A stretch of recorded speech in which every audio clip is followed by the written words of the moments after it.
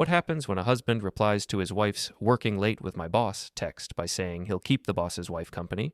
and 20 minutes later his wife comes flying through the door barefoot, pale as a ghost, and shaking? My name is Nathan Pierce, and for the past 8 years I have worked as a hotel concierge at the Westbrook Grand, which is a mid-tier business hotel in the downtown district that caters primarily to corporate travelers and conference attendees who value efficient service and professional discretion over boutique amenities or luxury branding. The job requires a specific combination of skills that most people do not immediately associate with the concierge profession, including the ability to read guest behavior patterns and anticipate needs before they are articulated,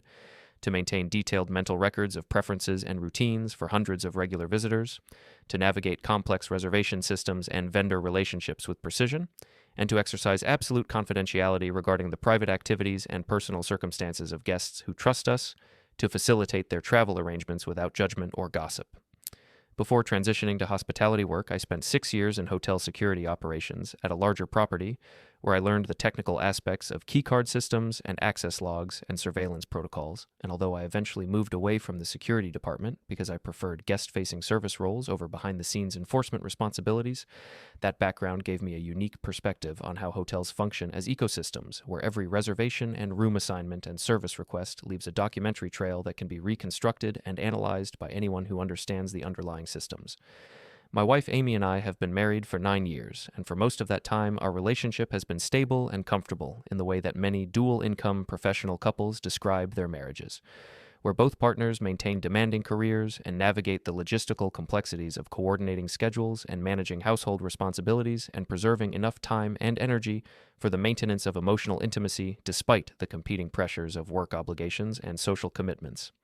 Amy works as a marketing manager for TechVision Consulting, which is a technology services firm that provides digital transformation, consulting, and software implementation support to mid-sized companies across the region.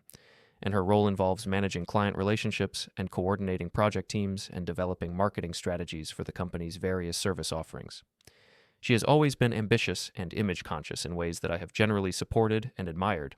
understanding that her drive for professional advancement and social recognition are core aspects of her personality, rather than character flaws or warning signs of deeper dissatisfaction. And for most of our marriage, I believe that we had achieved a functional balance between her need for achievement and validation, and my preference for stability and predictability. About 4 months ago, Amy began staying late at work with increasing frequency, and when I asked her about the change in her routine, she explained that her boss, David Brennan, had assigned her to several high-priority projects that required extended hours and intensive coordination with both internal teams and external clients. And she said that David himself was often working late alongside the project teams to ensure that deliverables met the company's quality standards and client expectations. I accepted this explanation without suspicion because Amy's company culture had always emphasized the importance of client satisfaction and deadline compliance, and I knew that marketing managers at firms like TechVision were expected to demonstrate commitment and flexibility when project demands escalated beyond normal business hours. The late nights initially occurred once or twice per week, typically on Tuesdays or Thursdays, and Amy would text me around 7 or 8 in the evening to let me know that she would be working late and that I should not wait dinner for her, because she would probably eat takeout at the office with her team or grab something on her way home. Over the course of the following weeks, the pattern of late nights became more frequent and more predictable, and I noticed that Amy's text messages about working late began to include specific references to David Brennan's involvement in the extended work sessions, with phrases like "staying late with David to finish the client presentation," or "David wants the team to review the project timeline tonight," or "working late with my boss again to prepare for tomorrow's meeting." At the time, I did not consciously register these references as significant or suspicious, but looking back, I can see that Amy was establishing a narrative pattern where David's presence and authority provided the justification for her extended absences from home, and she was conditioning me to accept these explanations as routine aspects of her professional responsibilities, rather than as potential indicators of something more troubling occurring beneath the surface of her stated reasons for staying late at the office. On the evening of what I now think of as the trigger event, I arrived home from my shift at the Westbrook Grand around 6:30, and I prepared a simple dinner for myself, expecting that Amy would be home within the hour, as she had indicated during our brief phone conversation earlier in the afternoon. But at 7:45, I received a text message from her that said simply, "Staying late with my boss again, don't wait," followed by a brief apology emoji that seemed perfunctory rather than genuinely regretful. I stared at that message for several minutes, feeling an unfamiliar tightness in my chest that I recognized as the physical manifestation of suspicion finally crossing the threshold from vague unease into conscious awareness. And I realized that the phrase, "with my boss again," had appeared in Amy's messages so many times over the past several weeks that it had begun to sound less like an explanation and more like an alibi that she was repeating because it had worked effectively in the past without raising questions or objections from me. I sat at our kitchen table with my phone in my hand, and I thought about all the late nights over the past 4 months and all the text messages that had followed the same basic script,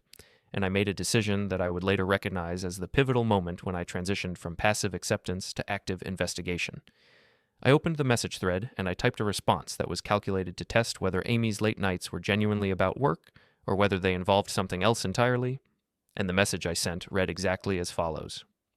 "All good, I'll keep his wife busy," followed by a casual thumbs-up emoji that I hoped would convey the impression that I was making a friendly joke rather than issuing a deliberate provocation designed to trigger a reaction that would reveal the truth about Amy's relationship with her boss. I pressed send, and I watched the message status change from delivered to read within approximately 5 seconds, which told me that Amy had been looking at her phone and had seen my reply immediately. And then I waited to see whether she would respond with confusion or amusement or some other reaction that would be appropriate if my message had been interpreted as the innocent joke it was ostensibly intended to represent. For the first minute, there was no response at all, and I felt my pulse accelerating as I considered the possibility that Amy was trying to formulate a reply that would sound casual and unbothered, while she processed the implications of what I had written, and I realized that if Amy were truly working late with her boss in a professional context, she would have no reason to be alarmed by my message about keeping his wife busy, because there would be nothing inappropriate occurring that could be exposed or disrupted by my hypothetical contact with David Brennan's spouse. The second minute passed, and still there was no reply, and I noticed that the message status remained on read without transitioning to the typing indicator that would suggest Amy was composing a response, and I interpreted this silence as evidence that Amy was not simply trying to think of what to say, but was instead dealing with a surge of panic that had temporarily paralyzed her ability to formulate any response at all.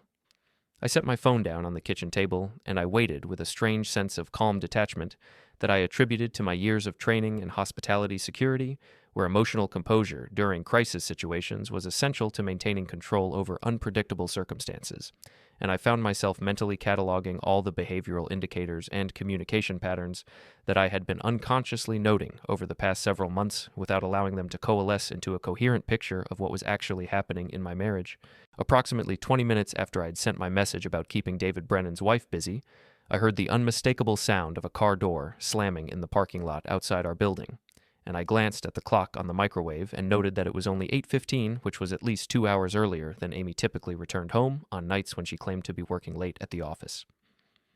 I walked to the window that overlooked the parking area, and I saw Amy's car pulled into our assigned space at an angle that suggested hasty parking rather than her usual careful alignment,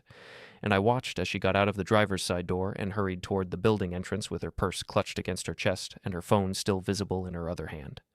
I returned to the kitchen, and I positioned myself at the table where I had been sitting when I sent the message, and I waited for the sound of Amy's key in the lock and the subsequent entrance that I knew would provide crucial evidence about whether my message had triggered the panic response that I suspected it had. The lock clicked, and the door swung open with more force than necessary, and Amy appeared in the doorway breathing hard, as though she had run up the stairs from the parking garage despite the fact that we lived on the second floor and the climb had never previously caused her any noticeable exertion. I looked at her carefully and methodically cataloging the details of her appearance and physical state, and the first thing I noticed was that she was not wearing any shoes, despite the fact that she had left for work that morning in professional attire that would have included appropriate footwear for an office environment. Amy stood in the doorway staring at me with an expression that I can only describe as a combination of fear and calculation, and her face was noticeably pale in a way that suggested genuine physiological stress response rather than simple embarrassment or annoyance. And I could see that her hands were trembling slightly as she set down her purse on the entry table and attempted to smooth her hair back into place with a gesture that struck me as an unconscious attempt to restore some semblance of composure and normalcy. I remained seated at the kitchen table, and I said nothing because I wanted to observe how Amy would choose to explain her early return home and her barefoot arrival and her obvious state of distress, and I was curious to see whether she would address my message about David Brennan's wife, or whether she would attempt to pretend that the message had never been sent, and that her rushed return home was unrelated to the text exchange that had occurred 20 minutes earlier. Amy walked into the kitchen moving with a stiff, careful gait that suggested she was trying to appear casual despite her lack of shoes and her disheveled appearance, And she went directly to the refrigerator and took out a bottle of water and drank from it without looking at me, and when she finally turned around to face me, she said, in a voice that sounded artificially light and conversational, that she had decided to come home early because the work session had wrapped up sooner than expected and she had forgotten her shoes at the office and she would pick them up tomorrow morning when she went back to work. I listened to this explanation, and I noted the multiple improbabilities and logical inconsistencies embedded within it, including the question of why someone would drive home from work without noticing that they were not wearing shoes, and why someone who discovered they had forgotten their shoes would choose to drive barefoot rather than returning to the office to retrieve them, and why someone who claimed that work had finished early would arrive home looking pale and shaken and breathing hard as though they had fled from somewhere in a state of panic rather than simply wrapping up a productive evening work session and driving home at a leisurely pace. I looked at Amy standing in our kitchen holding a water bottle and trying to maintain eye contact with me despite the obvious effort this was costing her. And I made a deliberate decision not to challenge her explanation or to reference my message about David Brennan's wife, because I understood that the most valuable information in this moment was not whatever story Amy chose to tell, but rather the physical evidence and behavioral indicators that revealed the truth regardless of what words she spoke. I took out my phone and I pretended to check some messages while actually opening the camera application. And I took a single photograph of Amy standing barefoot in the kitchen, with her pale face and her trembling hands and her rumpled professional clothes that looked like they had been put back on hastily, rather than worn continuously throughout a normal workday. And I saved this image to a private folder that was not synchronized with any cloud storage services that Amy might have access to through our shared household accounts. Amy said that she was exhausted and that she was going to take a shower and go to bed early, and she walked toward the bedroom without waiting for my response, and I remained sitting at the kitchen table thinking about everything I had observed over the past 20 minutes and beginning to formulate a plan for how I would systematically document and verify what I now believed with near certainty was an ongoing affair between my wife and her boss, David Brennan.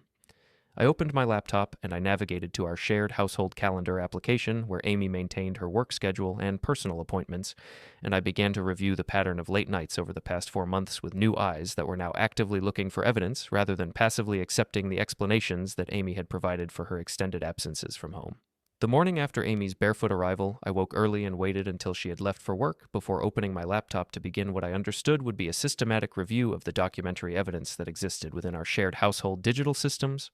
and I reminded myself that my objective was not to confirm suspicions based on emotional intuition, but rather to identify verifiable patterns and timeline correlations that would either support or refute the hypothesis that Amy was having an affair with David Brennan. I started with the shared calendar application that we had both used for years to coordinate our schedules and manage appointments and track social commitments, and I exported the entire past 4 months of entries into a PDF file that preserved the original timestamps and event details without allowing any possibility that Amy could retroactively edit or delete information once she became aware that I was investigating her activities. The calendar showed a clear pattern of entries labeled late meeting or client deadline or team session that clustered on specific weeknights with remarkable consistency. And I noticed that these late work nights occurred primarily on Tuesdays and Thursdays with occasional Friday entries, and the frequency had increased from once or twice per month 4 months ago to 2 or 3 times per week in the most recent weeks. I created a simple spreadsheet document where I logged each late work night with its corresponding date and the description that Amy had entered into the shared calendar. And as I compiled this timeline, I began to see that the pattern was not random, but instead followed a predictable rhythm that suggested pre-planned recurring appointments rather than spontaneous responses to unexpected work emergencies or urgent client demands. I sat back from my laptop and I thought about what additional information I would need to establish whether these late work nights were genuinely related to professional obligations or whether they represented a structured schedule for conducting an affair, and I realized that the key question was whether Amy's late nights aligned with periods when David Brennan was physically present in the city or whether they occurred during times when he was traveling for business or otherwise unavailable. The challenge was that I had no direct access to David Brennan's personal calendar or travel schedule, and I could not simply call his office or check his company profile without raising questions about why I was inquiring about my wife's boss's whereabouts on specific dates.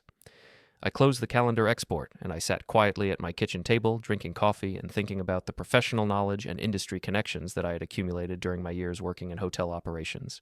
And I remembered that corporate accounts at hotels like the Westbrook Grand maintained predictable booking patterns that were visible to staff members who processed reservations and managed group bookings and coordinated special arrangements for frequent business travelers. I realized that if David Brennan traveled regularly for work, he would likely have a preferred hotel chain or specific properties that he used consistently. And if TechVision Consulting maintained corporate accounts at hotels in our city for visiting executives or client meetings, then those booking patterns would be recorded in reservation systems that hotel staff could access as part of their normal operational responsibilities. I opened my laptop again, and I searched for TechVision Consulting's website to see if the company published any information about its leadership team or executive travel schedules. But the site showed only generic biography pages with professional headshots and brief descriptions of each executive's role and responsibilities without any calendar information or travel itineraries. I navigated to the leadership section, and I found David Brennan's profile, which described him as a division head responsible for overseeing multiple client accounts and managing project delivery teams across the region. And the description mentioned that he frequently traveled to client sites and industry conferences to maintain relationships and represent the company at professional events. I made a mental note to contact my colleague Marcus Taylor, who worked as the assistant manager at the Westbrook Grand, and who had responsibilities that included managing corporate account relationships and processing group bookings for business clients who maintained standing reservations or negotiated special rates for frequent stays, and I decided that I would meet with Marcus informally to ask general questions about corporate booking patterns without revealing that I was investigating my wife's relationship with one of those corporate clients. I understood that I needed to be careful about how I approached this inquiry because hotel industry professionals are trained to protect guest privacy and maintain confidentiality about reservation details, but I also knew that Marcus and I had worked together long enough that he would be willing to discuss general patterns and booking trends without feeling that he was violating any ethical obligations or professional standards. I closed my laptop, and I looked at the spreadsheet I had created showing Amy's late work nights over the past 4 months, and I realized that I had now documented the first piece of evidence in what I suspected would become a comprehensive timeline of deception and calculated betrayal. And I felt a strange sense of calm determination settling over me as I recognized that the emotional pain and anger that I might have expected to feel in this situation had been replaced by the methodical, analytical mindset that I had developed during my years in hotel security operations, where problems were solved through systematic documentation and careful observation rather than through confrontation or emotional outbursts. 3 days after I began reviewing the shared calendar patterns I was preparing to leave for my afternoon shift at the Westbrook Grand, when I noticed Amy's winter coat hanging in the front closet where she had left it the previous evening, and I remembered that the weather forecast had predicted rain for later in the day, which meant she would likely return home to retrieve the coat before the evening commute.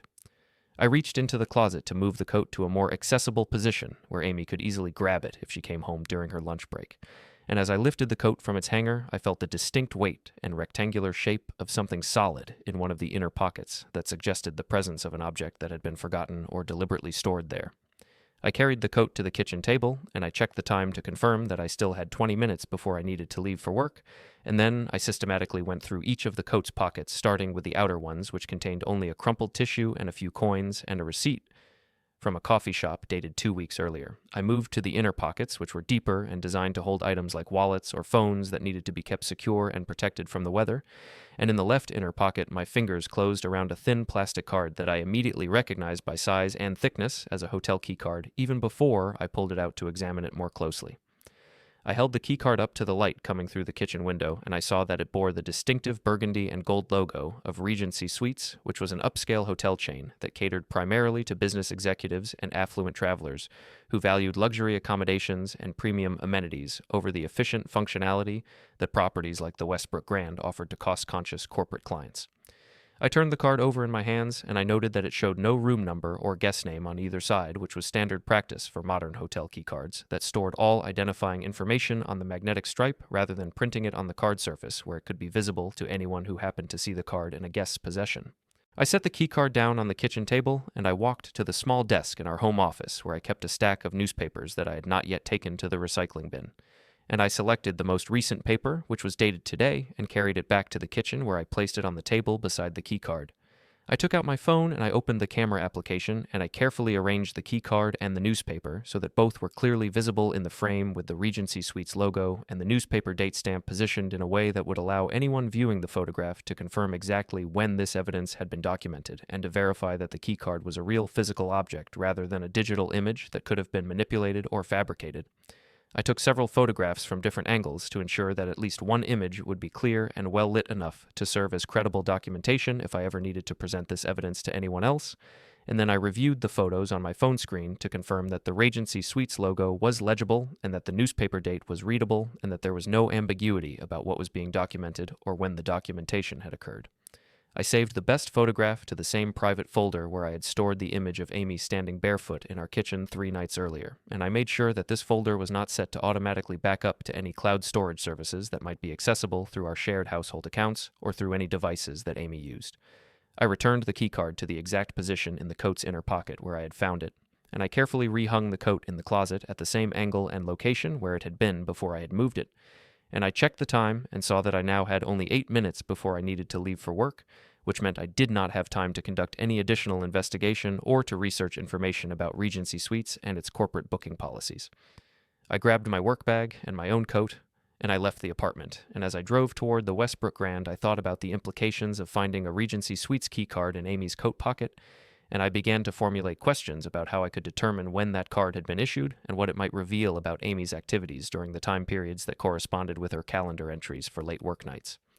I knew from my years working in hotel operations that keycard designs and encoding protocols changed periodically as hotels upgraded their security systems or rebranded their properties, and I tried to remember whether I had seen the specific burgundy and gold logo design on any recent Regency Suites marketing materials or industry publications that would allow me to narrow down the time frame during which the card in Amy's pocket could have been issued. I pulled into the employee parking area at the Westbrook Grand, and I sat in my car for a moment before going inside, and I realized that the keycard represented the first piece of physical evidence that placed Amy at a specific location, rather than simply documenting suspicious patterns in her calendar or anomalies in her behavior, and I understood that if I could determine when and under what circumstances that keycard had been issued, then I would have concrete proof that Amy had been staying at a hotel during time periods when she had told me she was working late at her office with her boss and her project team. I arrived at the Westbrook Grand and completed my standard afternoon shift, attending to guest requests and coordinating dinner reservations and arranging transportation services. But throughout the entire evening, I found myself thinking about the Regency Suites keycard and about how I might gather additional information that would help me understand the timeline and frequency of Amy's hotel visits without directly accessing reservation systems or guest records in ways that would violate industry privacy standards or raise questions about why I was investigating a specific guest's booking history. During a brief lull in guest traffic around 7:30, I sent a text message to Marcus Taylor asking if he had time to meet for coffee the following morning before our shift started, and I kept the message casual and friendly without suggesting that I had any urgent professional matter to discuss or any specific agenda beyond catching up with a colleague I had not spent much time with outside of work lately. Marcus replied within a few minutes, saying that he could meet me at the coffee shop 2 blocks from the hotel at 10 o'clock, and I confirmed the time and thanked him and returned my attention to the guest who was approaching the concierge desk with questions about local theater tickets and restaurant recommendations for a business dinner he was hosting later in the week. The remainder of my shift passed without incident, and I drove home around 11:30 to find that Amy had already gone to bed, and I was grateful for her absence because it meant I did not need to engage in the casual evening conversation that had become increasingly difficult to maintain now that I was actively documenting evidence of her deception while pretending that nothing had changed in our relationship dynamic or in my perception of her truthfulness. The next morning, I woke early and reviewed the notes I had made about Amy's calendar patterns and the photographs I had taken of the Regency Suites keycard, and I thought carefully about how I would approach my conversation with Marcus in a way that would encourage him to share information about corporate booking patterns without revealing that I was investigating a specific individual,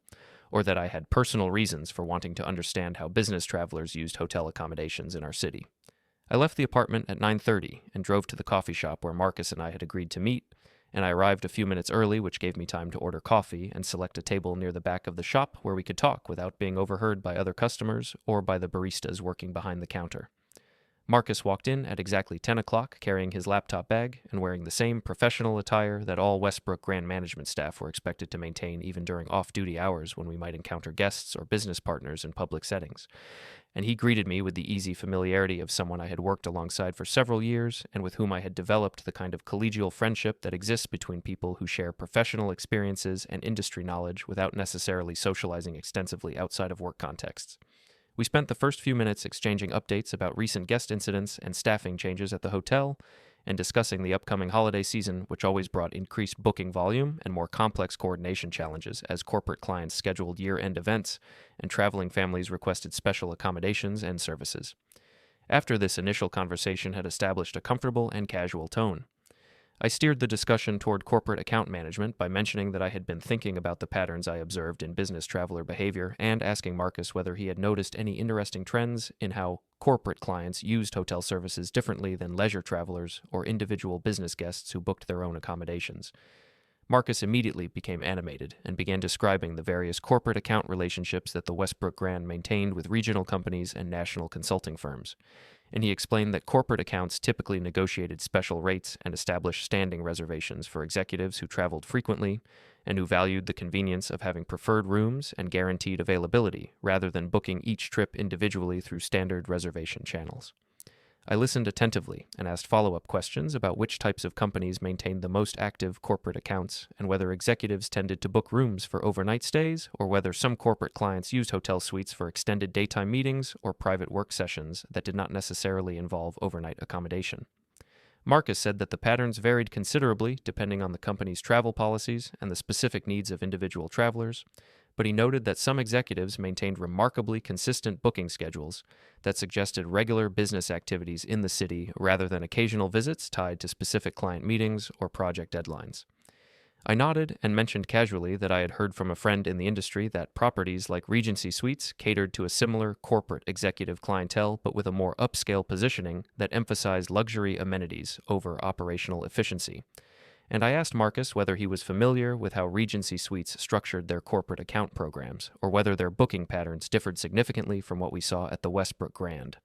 Marcus said that he knew several managers at Regency properties in the city, and that from his conversations with them, he understood that Regency Suites attracted corporate clients who were willing to pay premium rates for executive suites with separate living areas and upgraded furnishings and enhanced privacy features that made the accommodations suitable for both business meetings and personal relaxation. I pulled out my phone and opened the Notes application where I had stored the list of dates from Amy's calendar showing her late work nights, and I mentioned to Marcus that I was curious about a general question regarding booking patterns, and I asked him whether corporate accounts typically showed clustering of reservations around specific days of the week, or whether business travel was distributed more evenly across the weekly schedule.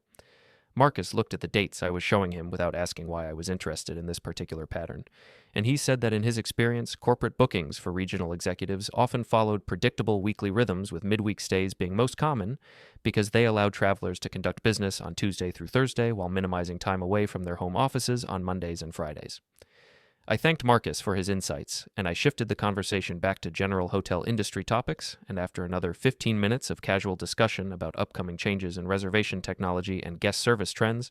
we finished our coffee and left the shop to head to our respective shifts at the Westbrook Grand. As I drove to work, I thought about what Marcus had told me regarding corporate booking patterns and weekly travel rhythms, and I realized that if David Brennan maintained a corporate account at Regency Suites for conducting business in the city, then his reservation schedule might be visible through industry connections or professional networks without requiring me to access confidential guest records or to make inquiries that would raise questions about my motivations for gathering this information. 2 days after my conversation with Marcus, I was working an evening shift at the Westbrook Grand when I remembered that our household rideshare account was linked to a shared payment method that Amy and I both used for transportation expenses, and I realized that this account would contain a complete history of all trips that either of us had requested over the past several months, including pickup locations and drop-off addresses and timestamps, that would show exactly when each trip had occurred and how long each journey had taken.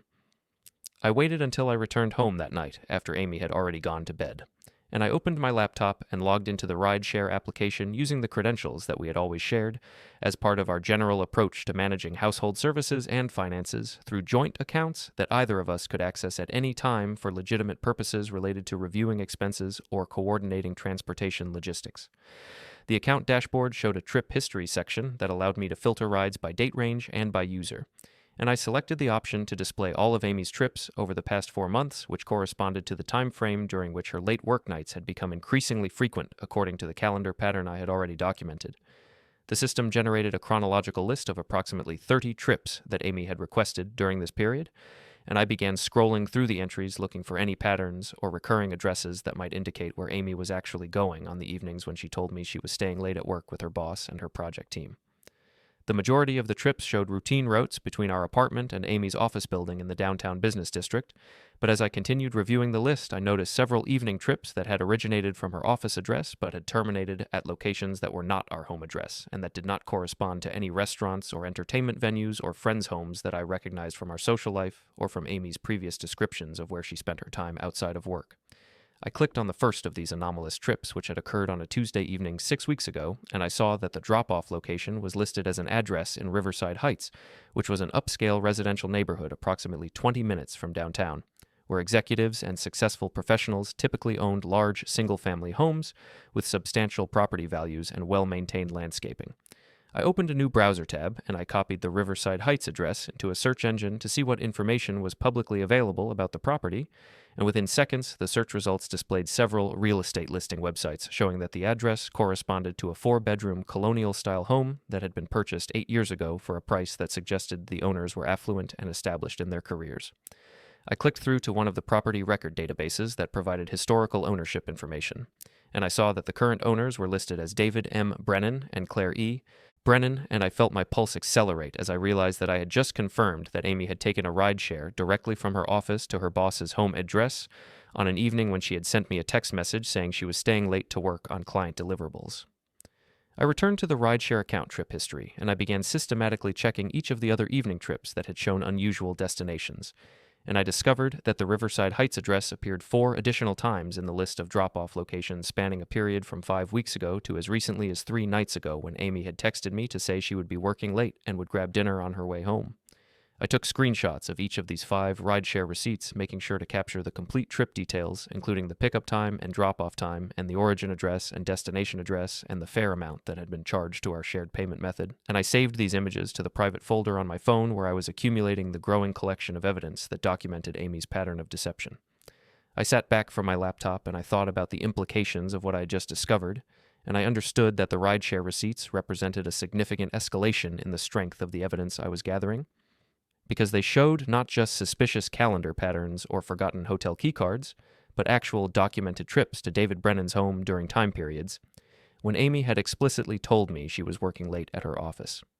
I realized that these receipts also provided precise timestamps that I could cross-reference against other pieces of evidence, including Amy's text messages to me and her calendar entries, and any additional information I might be able to gather about David Brennan's own schedule and whereabouts during these same time periods.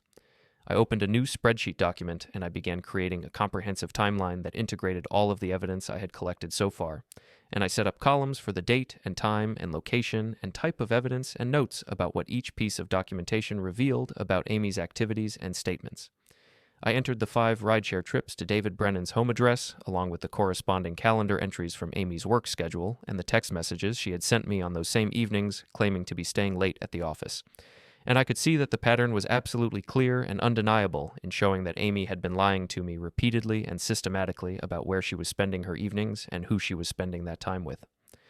I looked at the timeline I had created, and I realized that I now had sufficient evidence to confront Amy directly about the affair, but I also understood that confronting her at this stage would likely result in defensive denials or attempts to minimize the significance of the trips to David's home by claiming they were work-related meetings or innocent social gatherings that she had simply failed to mention because she did not think I would be interested in the details of her professional networking activities. I decided that before initiating any confrontation I needed to gather additional information that would make it impossible for Amy to construct a plausible alternative explanation for the pattern of behavior I had documented, and I specifically wanted to understand whether David Brennan's wife Claire knew about her husband's relationship with Amy, or whether she was unaware that her husband was hosting his subordinate employee at their home on evenings when he claimed to be working late at the office. I closed the spreadsheet and I returned to the search engine where I had found the property records for David Brennan's home, and I began searching for information about Claire Brennan to see if I could learn anything about her professional background or social media presence or public activities that might give me insight into whether she was a potential ally in exposing David and Amy's affair, or whether she would be hostile to any approach from me because she would perceive my contact as an attempt to destroy her marriage and damage her husband's professional reputation. The search results showed that Claire Brennan was the director of a nonprofit organization called Community Bridges, which focused on youth mentorship programs and educational support services for underprivileged students in the city, and her professional biography on the organization's website described her as a dedicated advocate for educational equity, who had spent 15 years building programs that connected young people with adult mentors and academic resources. I looked at Claire's photograph on the nonprofit website, and I read through her biography and her published statements about the importance of integrity and accountability in youth development work, and I made a decision that would fundamentally change the trajectory of my investigation and transform what had been a solitary evidence-gathering process into a coordinated effort between two people who had both been betrayed by spouses who believed they could maintain secret relationships without consequences.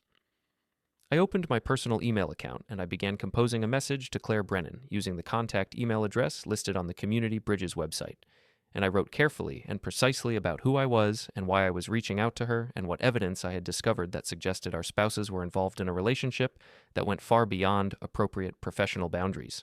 I spent nearly an hour composing the email to Claire Brennan because I understood that the tone and content of this initial message would determine whether she would be willing to meet with me or whether she would dismiss my contact as an intrusion from a paranoid spouse who was making accusations based on circumstantial evidence and personal insecurity rather than on documented proof of an actual affair. I began the message by introducing myself as Nathan Pierce and explaining that I was married to Amy Pierce, who worked as a marketing manager at Tech Vision Consulting under David Brennan's supervision, and I stated clearly and directly that I had discovered evidence suggesting that Amy and David had been spending time together outside of work in ways that appeared inconsistent with normal professional relationships or appropriate supervisor-subordinate boundaries.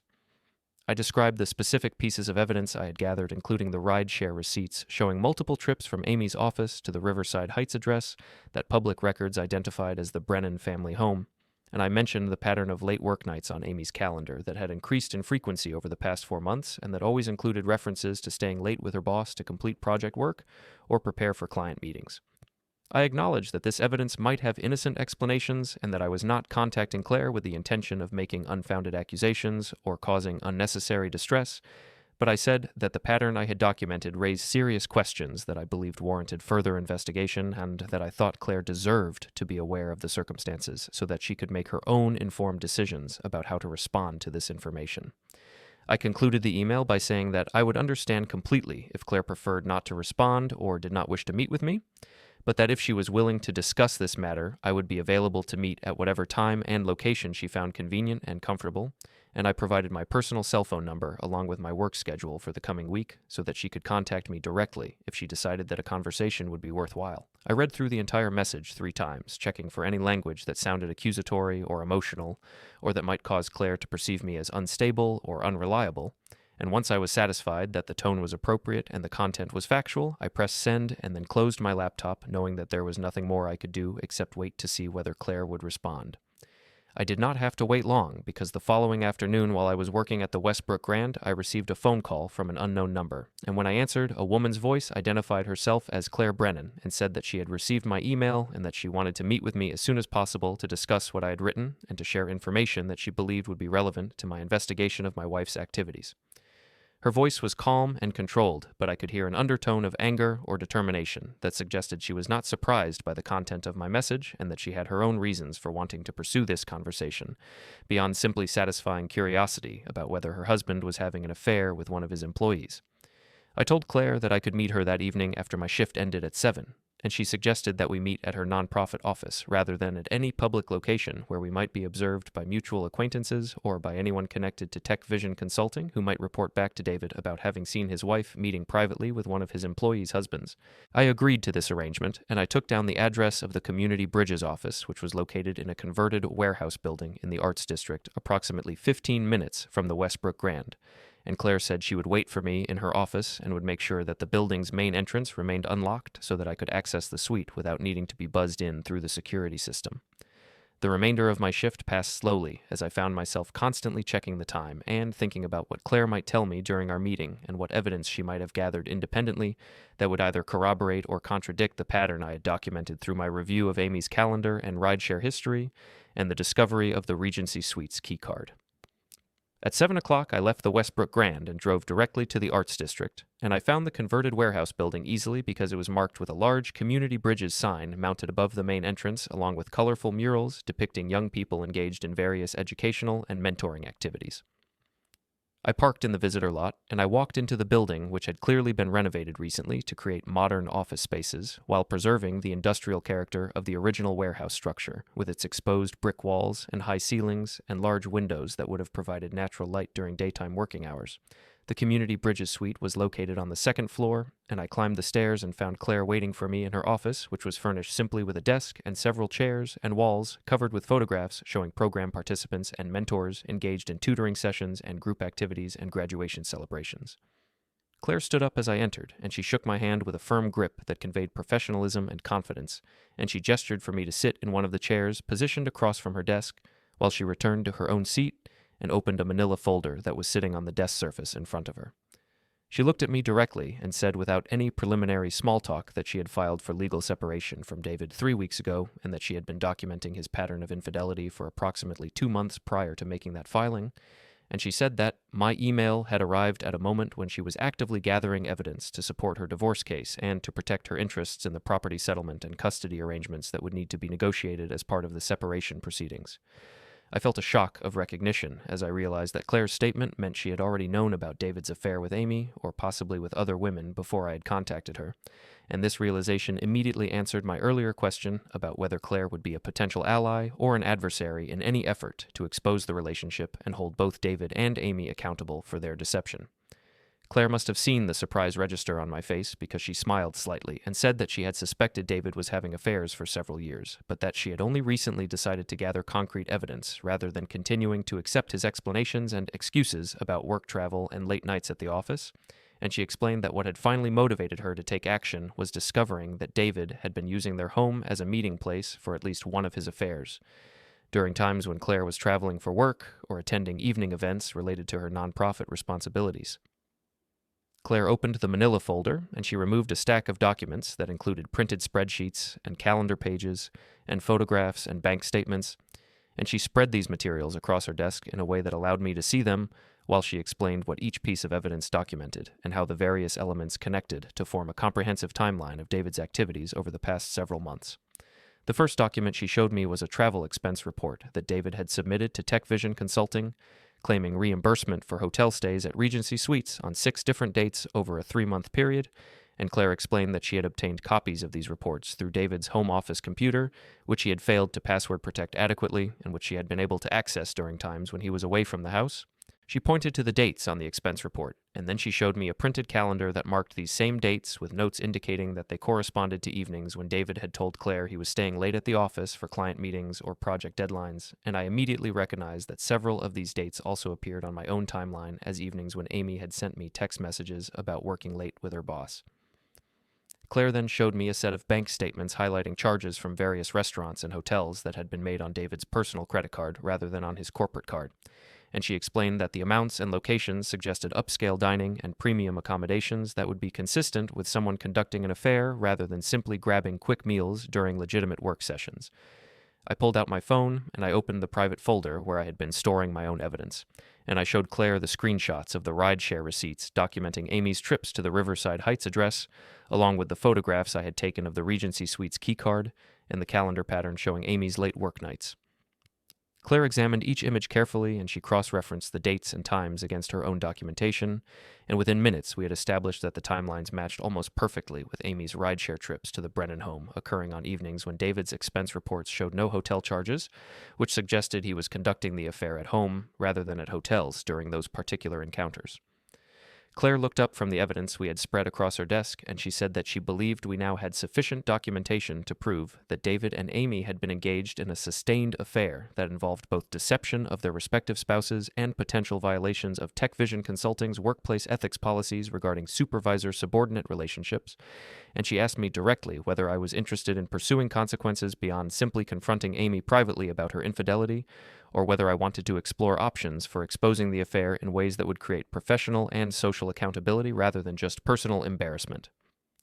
I looked at Claire sitting across from me with her organized folders of evidence and her calm, professional demeanor that barely concealed the anger and hurt that I knew must be driving her methodical approach to documenting her husband's betrayal, and I told her honestly that I had not yet decided what outcomes I wanted to achieve beyond establishing the truth and protecting myself from further deception, but that I was definitely interested in understanding what options existed for creating consequences that would extend beyond the private sphere of our marriages into the professional and social contexts where both David and Amy had been maintaining carefully constructed public images while conducting their affair in secret. Claire nodded and said that she had been thinking extensively about this question during the 3 weeks since she had filed for separation, and she had come to the conclusion that private confrontations and quiet divorce settlements would allow David to escape accountability and would send a message to other men in positions of corporate authority that they could exploit their power over subordinate employees without facing any meaningful consequences beyond the personal disruption of their family lives. She explained that Tech Vision Consulting maintained a written ethics policy that explicitly prohibited romantic or sexual relationships between supervisors and their direct reports,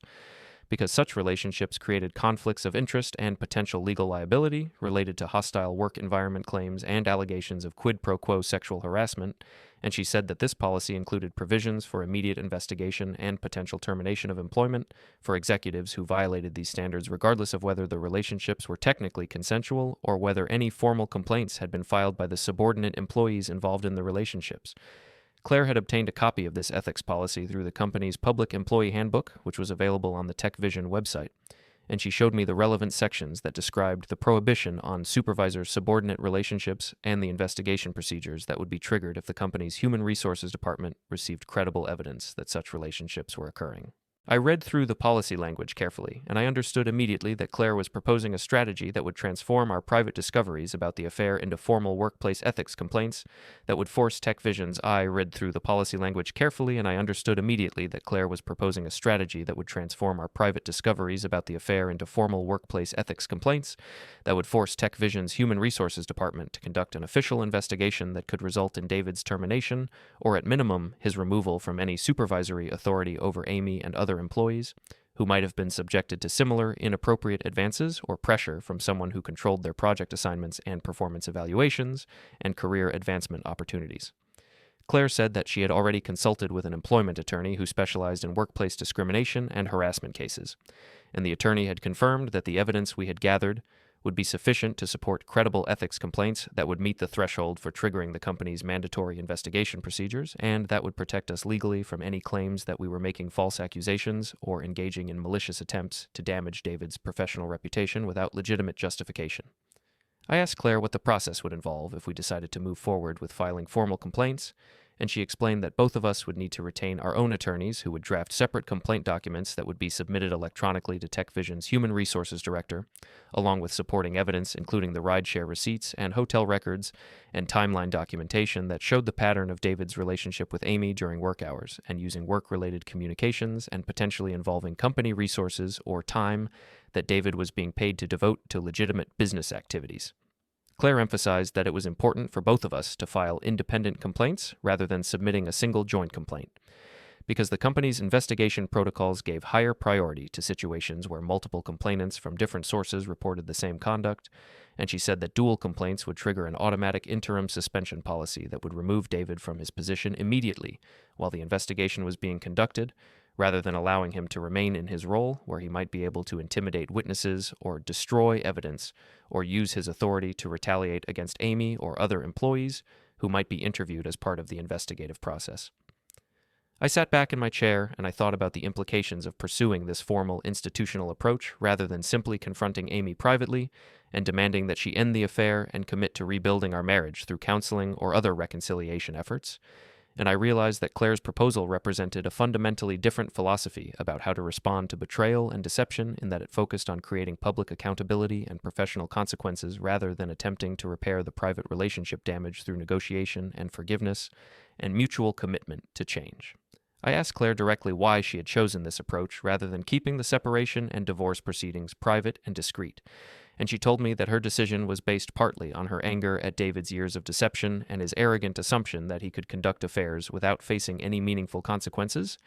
but it was also based on her professional values as someone who had spent 15 years running youth mentorship programs that emphasized integrity and accountability and the importance of adults modeling ethical behavior for young people who were watching how the adults in their lives handled difficult situations and moral choices.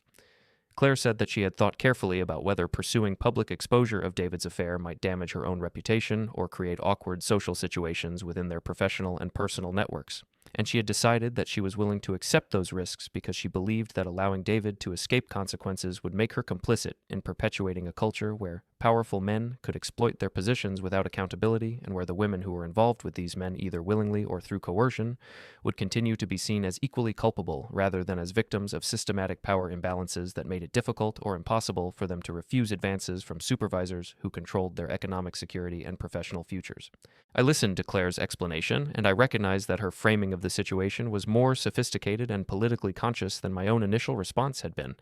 and I realized that she was offering me an opportunity to participate in something that went beyond personal revenge or marital conflict resolution, and that instead represented an attempt to use our specific situation as a lever for challenging broader patterns of workplace misconduct and abuse of authority. I told Claire that I needed some time to think about whether I was ready to commit to the formal complaint process and to accept the public exposure and social complications that would inevitably result from transforming our private discoveries into institutional investigations and potential termination proceedings. But I also told her that I was leaning toward pursuing this approach because I agreed with her assessment that private confrontations would likely result in temporary apologies and promises to change, followed by more sophisticated deception and concealment, rather than genuine accountability or lasting behavioral change. Claire said that she understood my hesitation and that she was not trying to pressure me into making a decision before I was ready, but she also mentioned that the timing of any complaint filing would be strategically important, because TechVision's annual holiday party was scheduled to take place in 9 days, and if we filed complaints approximately 3 days before the party, then David would receive official notification of the investigation at a time when he would have no opportunity to quietly resign or negotiate a settlement before facing his entire professional community at a public company event where his suspension and the reasons for it would be visible to everyone in attendance. I felt a cold clarity settle over me as I understood what Claire was proposing, and I realized that the holiday party would provide a perfect public arena where the institutional consequences of the ethics investigation would intersect with the social consequences of David's professional community. Learning about his misconduct in a setting where he could not control the narrative or manage the information flow or retreat into privacy while he consulted with attorneys and public relations advisors about how to minimize the damage to his reputation. I looked at Claire, and I saw that she was watching me carefully to gauge my reaction to her proposal, and I understood that she had already made her own decision to pursue this path regardless of whether I chose to join her, but that she believed our coordinated effort would be more effective and more difficult for David to counter or dismiss than either of us acting independently with our separate pieces of evidence and our individual motivations for seeking accountability. I took out my phone and I opened my work calendar to check my schedule for the coming week, and I saw that I had requested time off for the day after the TechVision holiday party because Amy had told me weeks ago that she would want me to attend the event with her as her spouse, and that the party typically ran late into the evening with an open bar and dancing and informal socializing that would make it difficult for her to drive home safely if she participated fully in the festivities. I looked at that calendar entry, and I felt a surge of bitter amusement at the irony of Amy inviting me to attend a company party where she would presumably have to navigate the social dynamics of having both her husband and her lover present in the same room, pretending that nothing inappropriate was occurring between them, and I realized that Amy's invitation had been extended before she knew that the party would take place during an active ethics investigation that would have already notified David of the complaints against him and would have placed him on interim suspension pending the outcome of the human resources review process. I told Claire that I was ready to move forward with filing a formal ethics complaint and that I wanted to coordinate the timing so that both of our complaints would be submitted to TechVision's human resources system on the same day approximately 72 hours before the holiday party,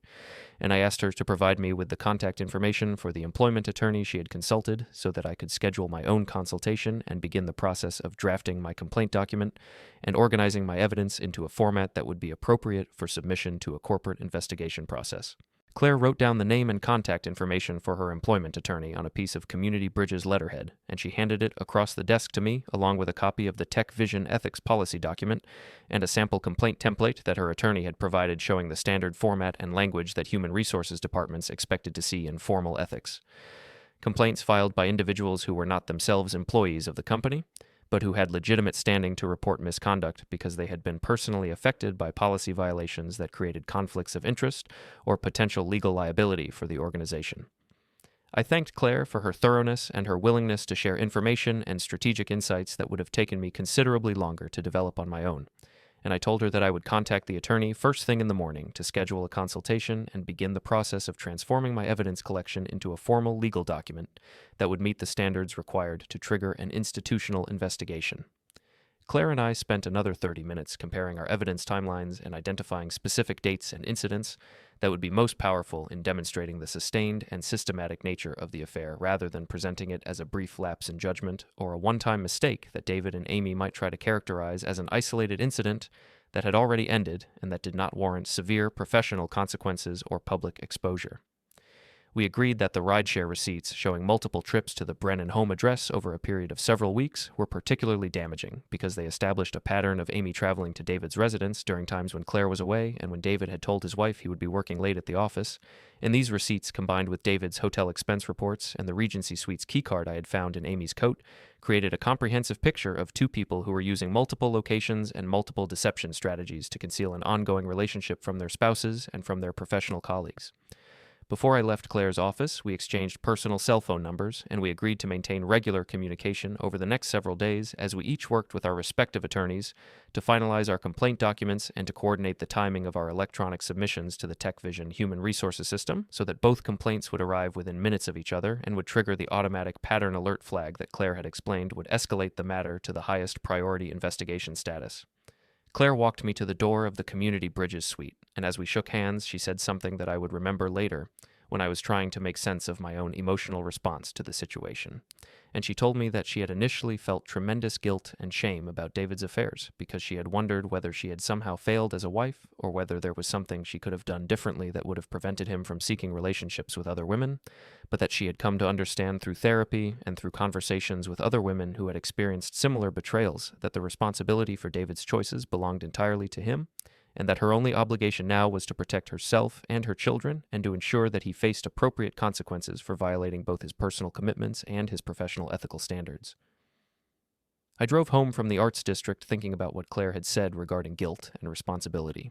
and I recognized that I had been carrying similar feelings of self-doubt about whether I had been sufficiently attentive to Amy's emotional needs or whether I had somehow created conditions in our marriage that had made her vulnerable to David's advances or susceptible to the excitement and validation that an affair might have provided.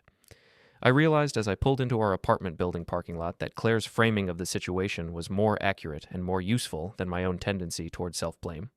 and I decided that I would focus my energy on documenting the truth and pursuing accountability rather than trying to analyze what I might have done differently to prevent Amy from making choices that were ultimately her own responsibility regardless of whatever dissatisfactions or disappointments she might have been experiencing in our marriage.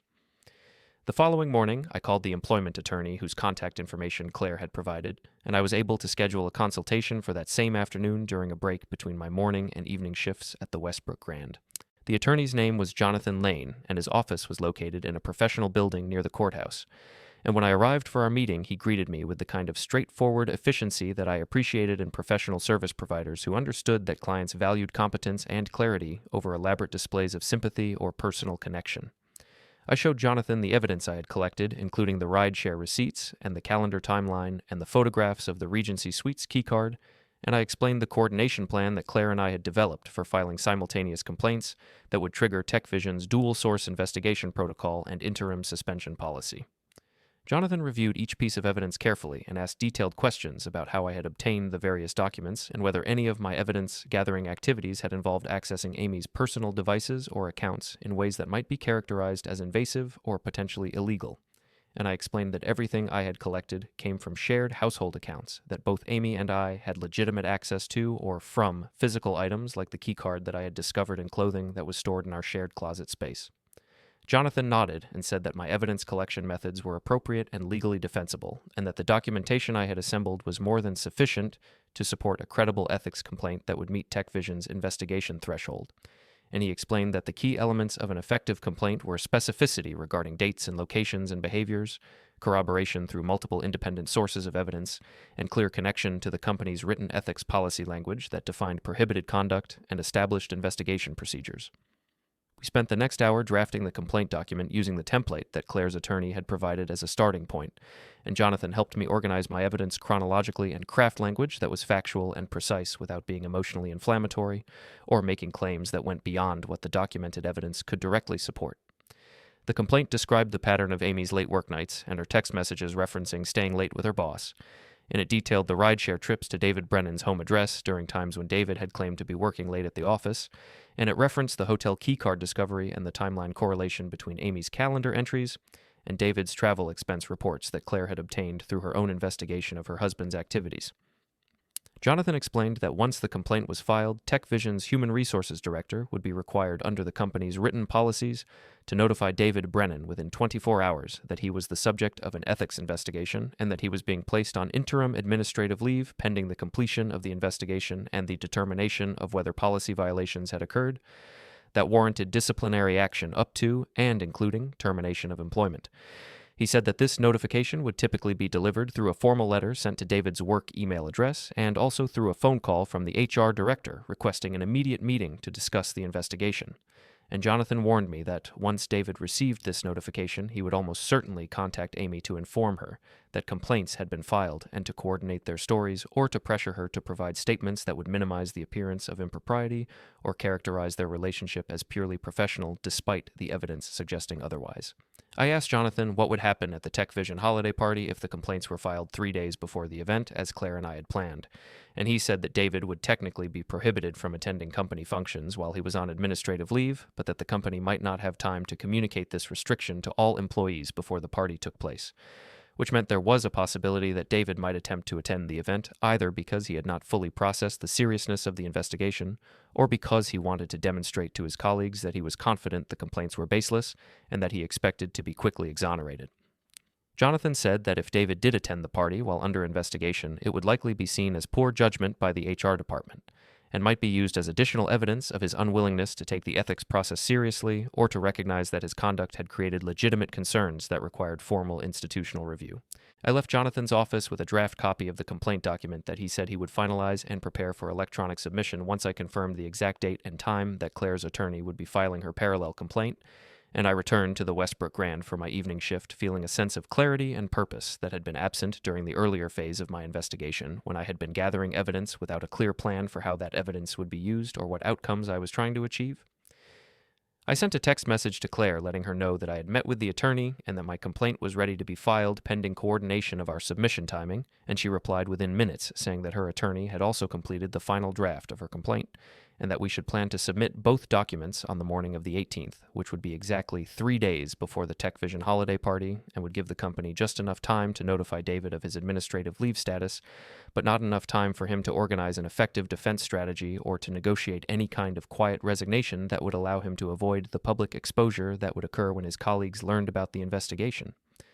I sat at the table beside Amy, who had gone completely rigid and pale as the entire ballroom watched the security officers escort David through the exit doors, while Patricia Valdez continued speaking from the microphone about the company's commitment to ethical workplace standards and the importance of accountability for executives who violated policies designed to protect employees from exploitation and abuse of supervisory authority. Claire leaned slightly toward Amy and said in a voice that was quiet but clearly audible to everyone at our table that she hoped Amy understood that both her career and her marriage had been built on deceptions that were now permanently visible to everyone who mattered in her professional and personal life. And Claire added that the rideshare receipts showing Amy's repeated trips to the Brennan home address during times when Amy had claimed to be working late at the office would be included in the divorce proceedings as evidence of David's pattern of bringing his affairs directly into the family home where his wife and children lived. Amy stood up abruptly from the table and walked quickly toward the exit without looking at me or at anyone else, and I watched her leave while remaining seated because I understood that following her would only create additional drama and would undermine the careful control and strategic patience that had characterized my approach to documenting the affair and coordinating with Claire to ensure that both David and Amy faced institutional consequences rather than just private embarrassment. Patricia finished her remarks and announced that dinner service would now proceed, and that the remainder of the evening would celebrate the achievements and contributions of TechVision employees who exemplified the company's values of integrity and professionalism. And as servers began bringing plates to the tables, I looked across at Claire, who met my eyes with an expression of grim satisfaction and exhaustion that I suspected mirrored my own feelings about what we had just accomplished together through months of systematic